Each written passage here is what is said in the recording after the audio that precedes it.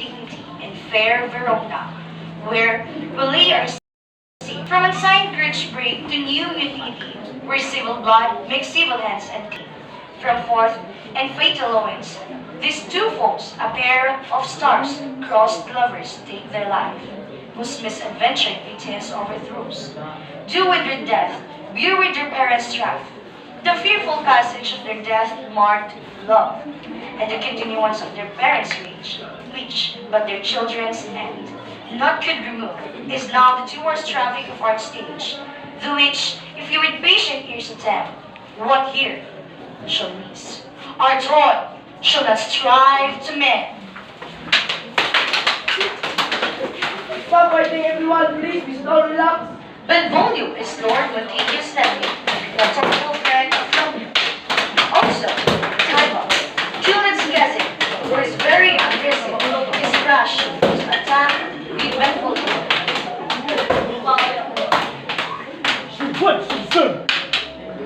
What's the problem? Leave me alone. While the two families are fighting, the princes arrived and said to Capulet and Montague's family, What's going on here? Let's all remain calm if this happens again you all have a great punishment. So stop fighting. after the conflict between the two families, Lord Capulet asked Benvolio about Romeo. Where's Romeo during the fight? He didn't show up at the time. But don't worry, Lord, I'll find him. Okay. After Benvolio talked to Lord Montague, he go to Romeo and asked why he left at the time that Capulet's family conflict with their family. I'm really in love with Rosalie, and I need to be out of my life. I promise that I will fight you to forget Rosalie. On the other hand, Count Paris said to Lord Capulet,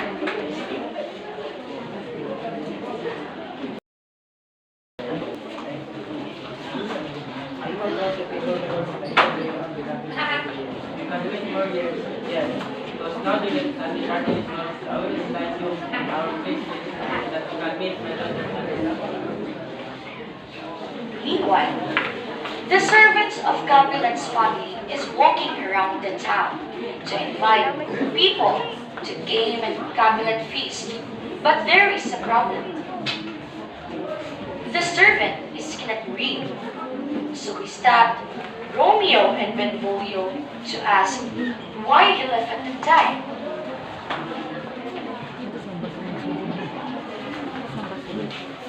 Wala siya makita. Ini sampas ba? We have to go to this place so that you can compare Rosalie with other girls and also to move on. Alright. Romeo agreed to Benvolio just because to see Rosalie.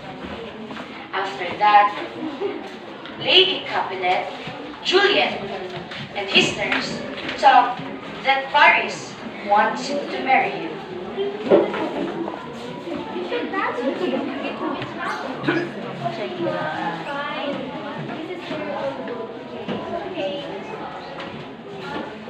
Romeo agreed to Benvolio.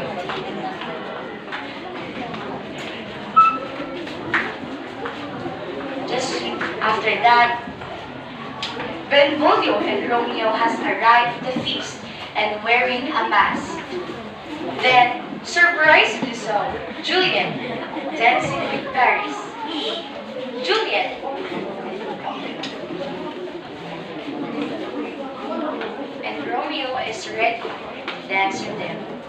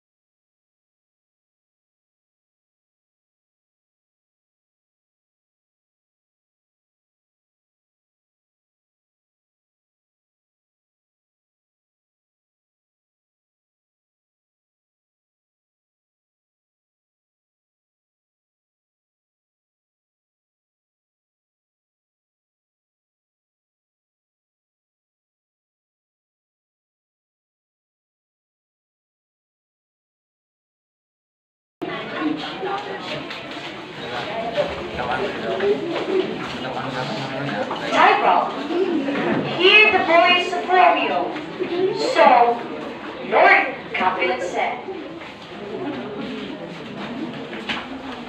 You have tried to think, I didn't try to think.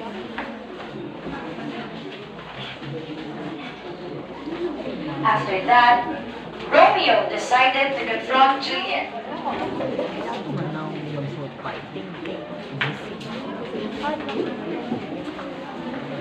Romeo holds the hand of Juliet and slowly kissed the hand while Beautiful lady.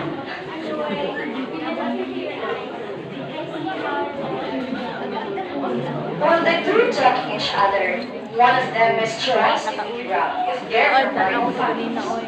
But the two decided that not hurt their feelings. After that, Benvolio calls Romeo. Romeo, Romeo, come on, it's up to go.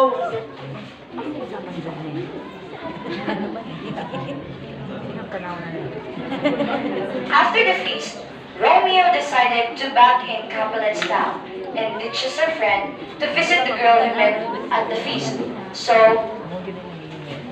Romeo see Juliet in the balcony, and after that, Romeo talked to her. Romeo heard everything what Juliet said. How I wish that I could meet that boy again, because I already fall in love with him. Oh, I hear.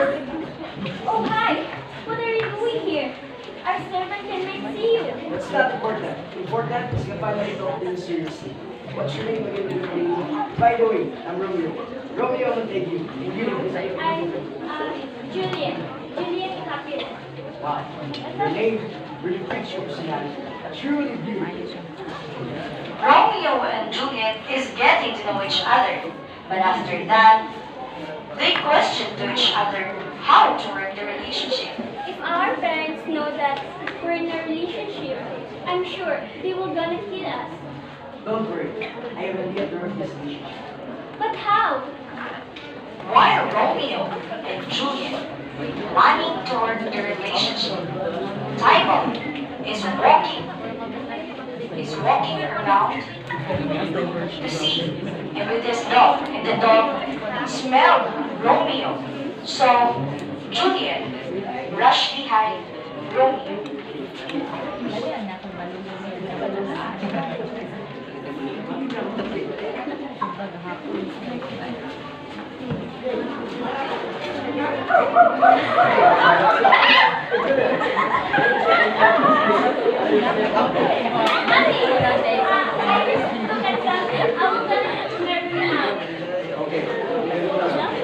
After Tybalt surveyed the palace, their conversation was interrupted because Juliet nurse called after Tybalt left.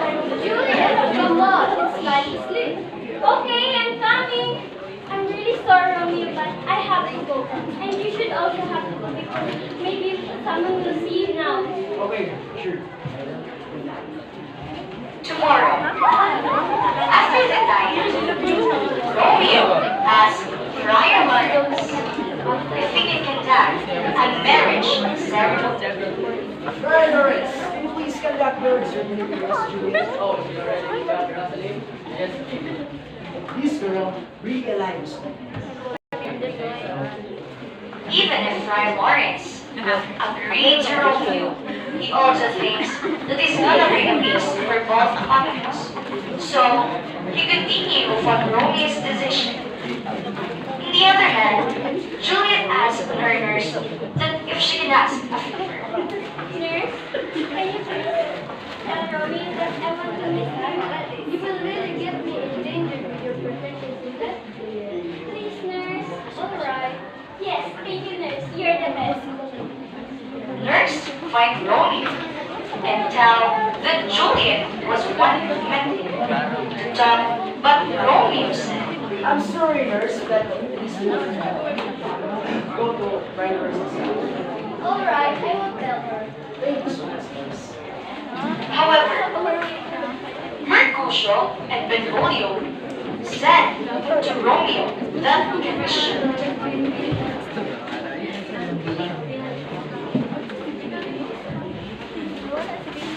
Romeo, you cannot believe this. Rivals want to challenge you to a duel. Then, what advice you so that no one's gonna hurt? Romeo then accepted Tybalt's challenge, but on the other hand, Juliet needs Romeo to fly her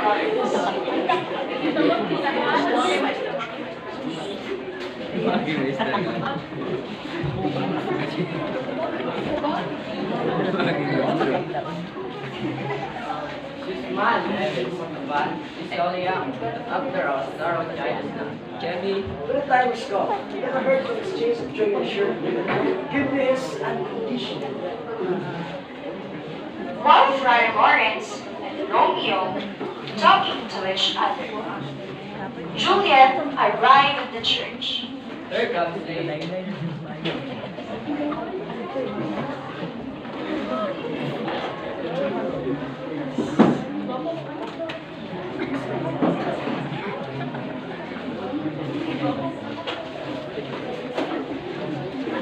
Here comes the oh, the land will never of everlasting thing. A pleasure, my God, to confess. Ah, Juliet. You know that I only want an definition with you, especially when I Romeo, don't think thee nothing for us to do. As much to him, else is his things too much. I was forever loved. So that is Juliet Daffodil. Of course, So the two is finally married. After that, suddenly, Tybalt arrived at the church.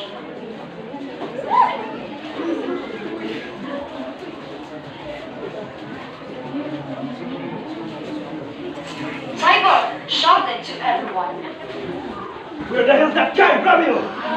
What you need? Return to him, or did he fight? Don't try with what you think. Sir, my punishment, he's going to fight me. What's going on here? I don't want to fight you. Romeo, angry over his friend's death. So, Romeo, ready to fight. Stop both of you because you don't do that. It's disturbed. No! Reduce give me the pay for this table. Romeo angry at his friend's death.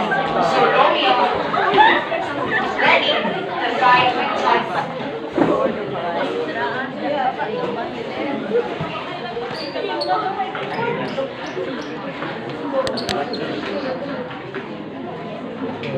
Romeo and Tybalt are fighting together.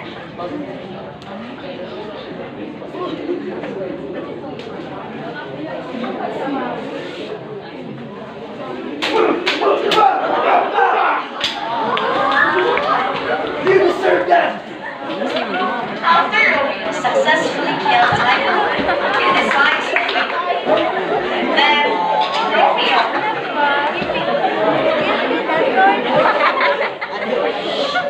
Romeo vanished from Verona forever.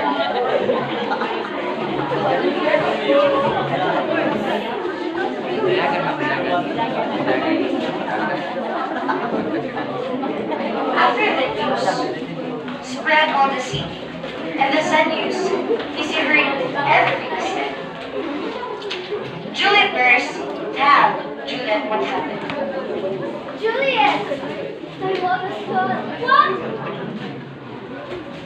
Romeo killed him. Juliet is heartbroken, but she realized that Romeo would have been killed if he had not fought Tybalt. Can you please find Romeo? Yes, I will find him. That night, Romeo sneaks to Juliet's room and they can show their marriage. You know all that, my queen. No, you Let's only spend this night in love and happiness. The next morning, he is forced to leave when Juliet's mother arrives. After that, Romeo travels to Mantua, where he waits to send news about Juliet for his banishment. However, Lord Capulet decides that Juliet would marry a young man named Paris.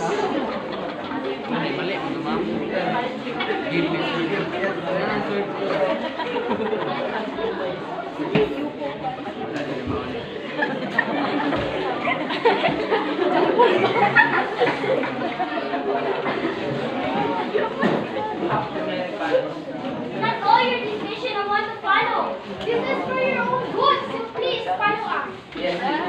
No, I like someone else. Speaking of thank you, did you know that the story for your family? Shut up. What's this?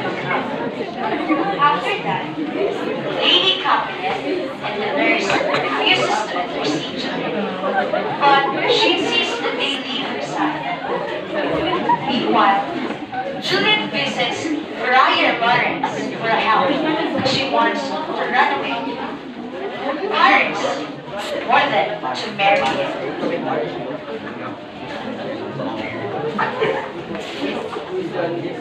We make the few days before. Please, Friar, promise me that Romeo I will tell her, I promise. The friar promised to burn the flag of Romeo. So he tells Friar Jack to give the letter to Romeo. Lagi mo kinabuhin tayo.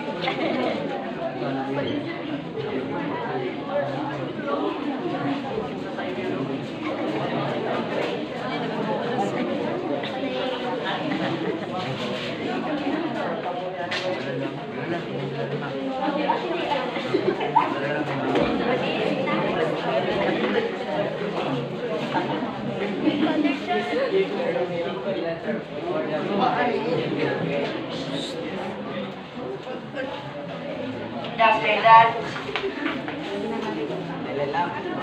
Friar Jack started to send Romeo the letter. After that,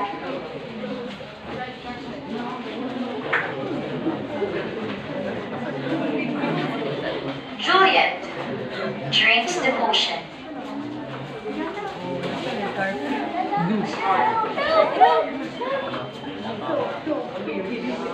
The next morning, the day of wedding, her nurse finds her dead body in bed. Dear, what happened to you? The whole house then cries for suicide, and Friar Lawrence insists, weeping, lays her into the body or Capulet's tomb. On the other hand, fortunately, Friar Jack was able to deliver the letter to Romeo, Sabak mo di warning ay. of that, because Romeo's servant read her the news already that Juliet has died. And Romeo is heartbroken, so he hurries back to Verona.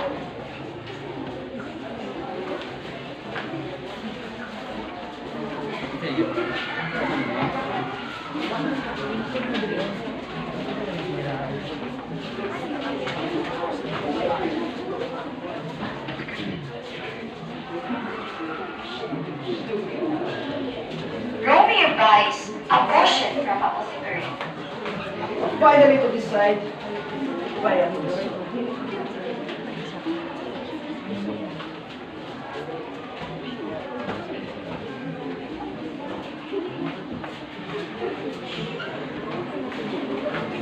Friar Lawrence realized that the letter never made it to Romeo's hand, so he rushed to Capulet Top, hoping that to arrive before Romeo does.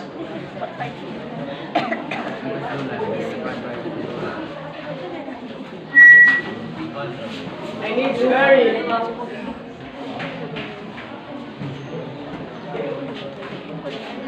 Before Friar Lawrence arrived, Romeo arrives at Capulet's Top, find it guarded by Paris, who is mourning the loss of his betrothed.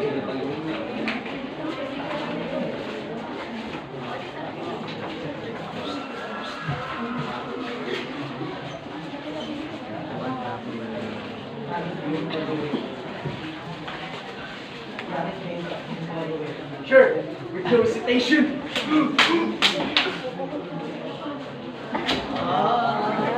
Paris challenged Romeo to a duel.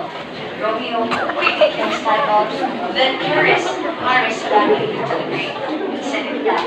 After that, he goes to Juliet's home and upon seeing Juliet's dead body lying below, with tears in his eyes. Why did you be alone now? I thought it would be last forever. Romeo decided to drink the potion and gives her a last kiss.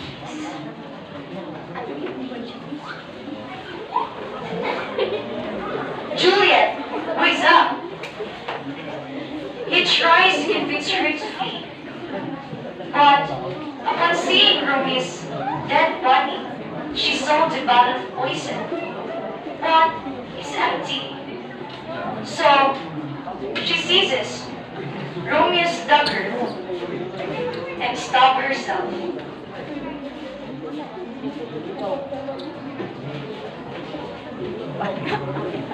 The rest of the town starts to arrive at the top. Lord Capulet, Lord Matthew, fireworks.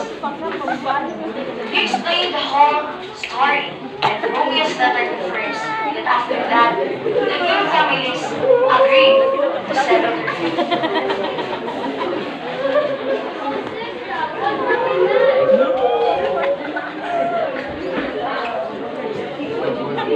The two families agreed to settle their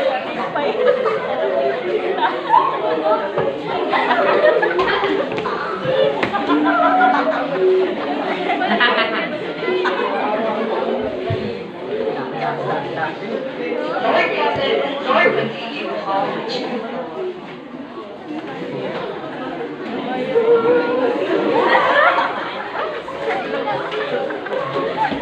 The two families agreed to settle their feud and have a form of alliance despite the tragic circumstances.